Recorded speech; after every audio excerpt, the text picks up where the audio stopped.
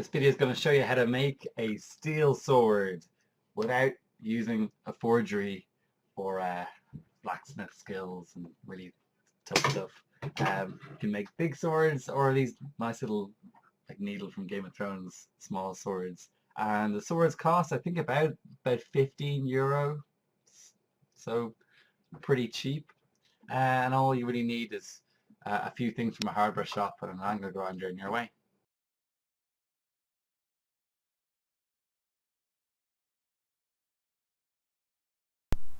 Right, to make the sword you're going to need one of these iron bars. I got this in B&Q, or you can get it in Woodies or anywhere like a hardware place. It's actually supposed to go over doors to, I don't know anything about hardware. It does something anyway. I got this press handle or a fridge handle. I got this real cool thing to go at the end. It's a doorknob sort of a thing, but this one I got was like a gemmy type one. I used a bit of wood and 3 screws just to make the handle. To wrap around the grip, I used either some belt cut up or a little bit of hemp string or rope. The tools I'm using here is an angle grinder. It's got a real thick disc for grinding stuff off, and then it's got a thinner one for just slicing through. Might use a sander just to make it nice and shiny when I'm done. That and a drill, to be honest, that's it. Like, first we draw out a triangle with a marker, and we're going to cut along that line with the angle grinder. So just go over it really nice and lightly first, and once you leave a bit of a scrape, you can go back over it lightly until it eventually cuts through. And you're going to be using the cutting blade for this on the angle grinder. We're now going to use this grinding disc to just gently at a walking pace grind down an edge. I went about 20 times on each side because I'm not making these sharp, they're just crocks, so that was fine for me. No, that's not how it's done. No. You want light, one-directional strokes like this, like you're just brushing hair gently.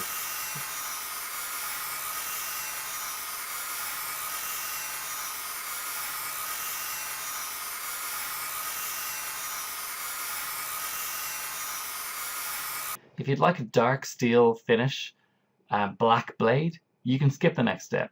If you want shiny, you got to get some sandpaper. Or if you're really lazy, you can just get a belt sander and that'll do it a lot faster. So just sand it down with some sandpaper over about an hour, or belt sand it in 2 minutes. So it's time to drill 3 holes in the steel bar, and we'll need that because our handle is going to be screwed on through those 3 holes. Use a nail to make a dent so that your drill can catch in the metal and easily drill through. I'd recommend you use titanium or even better cobalt drill tips. You want to drill slowly and try not to heat up the drill bit as you go through the metal. So now it's time to put that onto the blade. So I just mark it off with a marker and drill it. Now if you've got one of those cool sideways milling drills, this would be a lot easier. I didn't, so I just had to spend ages and ages drilling it and drilling it again and kind of shaving it off with a file or something like that, or sideways drilling it. And eventually, after checking again and again, it went onto the blade. Use the angle grinder to cut a slit in the back of the steel bar. And that's so that the cabinet knob can screw in there. You can hammer that in when you're done. So just slide the guard on, and then you can screw the handle on. And once you've screwed the handle on, you can just shave those screws right off with the cutting blade of the angle grinder. To stop the guard coming off, we're going to DIY a rivet.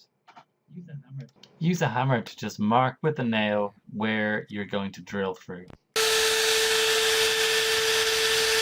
Stick the nail through. You don't want a clean cut here. You just want to mark off about ½ centimeter above it. And that excess nail you're going to smash down into a rivet which will grip it closed.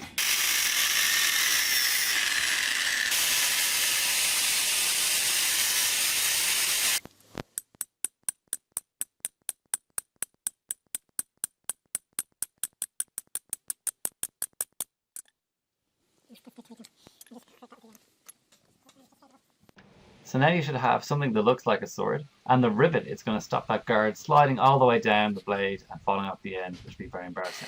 Sand down the handles for a bit, and now it's time to put the knob on. So I took the screw that came with the knob, I angle grinded the end off it, and I hammered that screw into the end of the steel. Then it was able to just screw straight on the other end of the screw. You can also just glue it. You might find the guard rattles a bit if you didn't get it quite on the money. To stop that, you can just put a little bit of a string or rope around it, and that'll make it snug as a bug and stop the rattle. In fact, take that hemp and make a full handle out of it, or get black straps, and that'll make a posher looking handle with a bit of ribbon.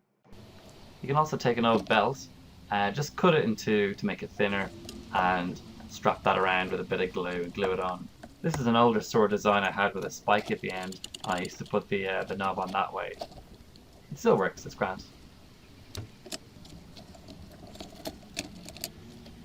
So here's the results. There's two of the little needle swords, mini swords, and there's some engraving on swords. You can do that with a drill bit.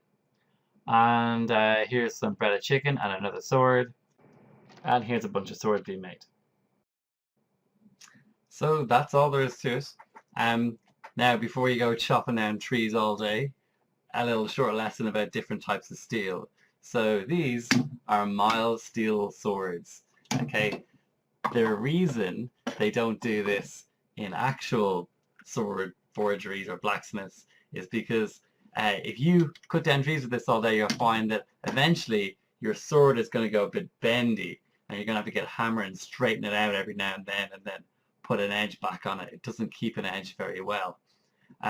If you want to get an actual sword forged, like this here is a proper castle forged sword.